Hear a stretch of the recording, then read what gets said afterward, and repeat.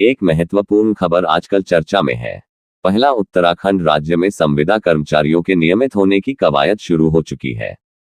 सरकार जल्द ही विनियमितीकरण नियमावली लेकर आने वाली है। दूसरा मुद्दा जो इस विनियमितीकरण नियमावली में आ रहा है कि क्या उपनल, आउटसोर्स, पीआरडी आदि एजेंसियों से कार्यरत कर्मचारियों को इस नियमावली में शामिल किया जाएगा। दो अलग अलग खबरें भी बीच में प्रकाशित होकर आई। पहला, उपनल, आउटसोर्स आदि कर्मचारियों को ये लाभ नहीं मिलने जा रहा। और अब नई खबर जो इस खबर के कुछ दिन बाद आई है, उपनल, आउटसोर्स आदि को भी इसमें शामिल किया जाएगा। आइए अब हम आपको इसका विश्लेषण करके बताते हैं। एक तरह उपनल, आउटसोर्स आदि कर्मचारियों के नियमितीकरण का आदेश उत्तराखंड हाई कोर्ट की खंडपीठ ने दिया था। उसके खिलाफ पिछले 6 वर्षों से उत्तराखंड की राज्य सरकार सुप्रीम कोर्ट में एसएलपी लगाए बैठी है। सरकार जब एसएलपी वापस नहीं ले रही तो कैसे नियमितीकरण का लाभ इन उपनल कर्मचारियों को मिलेगा?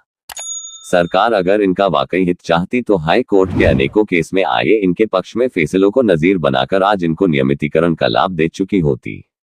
पिछले 20 वर्षों से कार्यरत उपनल, आउटसोर्स कर्मचारियों को सरकार केवल इस्तेमाल कर रही, इनके हितों के अनदेखी कर इनको नामात्र के मानदेय देकर शांत कर रही। कर्मचारी कई बार आंदोलन कर चुके पर नतीजा वही का तही। सरकार अपनी मीठी बातों में इनको बहलाकर समिति बना देती जिसका कभी भी निर्णय नहीं आता है और इनका मामला ठंडे बस्ते में चला जाता है। नियमित नियुक्ति होती तो सबसे पहले इन उपनल, आउटसोर्स कर्मचारियों को बाहर कर दिया जाता है, चाहे ये कितने भी वर्षों से कार्य क्यों न कर रहे हो। 20,000 से ज्यादा कर्मचारी उपनल और अन्य माध्यम से इस समय राज्य के हर विभाग में अपनी महत्वपूर्ण सेवाएं दे रहे हैं। इनको भी एक आस लग चुकी थी कि सरकार आगामी कैबिनेट में जो विनियमितीकरण नियमावली लेकर आने जा रही उसमें इन्हें भी शामिल किया जा रहा है, किंतु हकीकत इसके उलट लग रही है।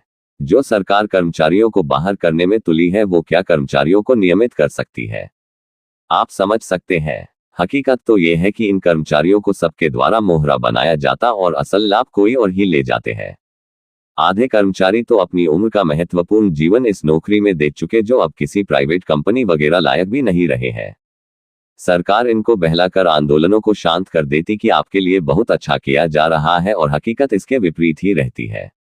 अगर इस समय 10 साल के विनियमितीकरण नियमावली में उपनल, आउटसोर्स के लिए रास्ता खुल जाता है तो धीरे धीरे अन्य कर्मचारी भी आस में उत्साहपूर्वक कार्य करते और प्रोत्साहित होते। किंतु हकीकत कड़वी मगर सच है कि सरकार इनका केवल शोषण कर रही है और कुछ नहीं। अब इन उपनल, आउटसोर्स कर्मचारियों की एकता ही होगी जो इनका भविष्य तय करा सकती है।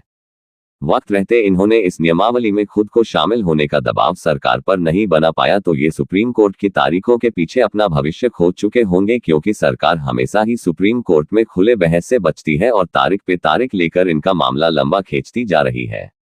इनके पास सबसे अच्छा मौका इस नियमावली में खुद को शामिल करवाने का यही है कि एकजुटता से सरकार से मिलकर अपना पक्ष रखे, अपनी एकता दिखाए।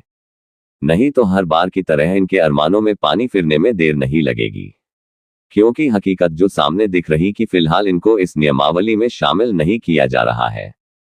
कोई चमत्कार या कहे इनकी एकजुटता ही इनका भविष्य तय करेगी, नहीं तो अल्प वेतन भोगी ये उपनल कर्मचारी अपना भविष्य यूं ही बर्बादी की ओर ले जाते रहेंगे, क्योंकि समय और मौका कभी लौटकर नहीं आता है। दोस्तों, हम इस तरह से हमेशा से आउटसोर्स कर्मचारियों का मुद्दा उठाते रहे हैं और उम्मीद करते हैं कि उत्तराखंड राज्य से ही नहीं पूरे देश से ये प्रथा समाप्त हो जाए। दोस्तों, इस तरह से संबंधित खबरों की अपडेट पाने के लिए हमारे चैनल को सब्सक्राइब कीजिए। जल्द मिलते हैं नए वीडियो के साथ। जय हिंद, जय भारत।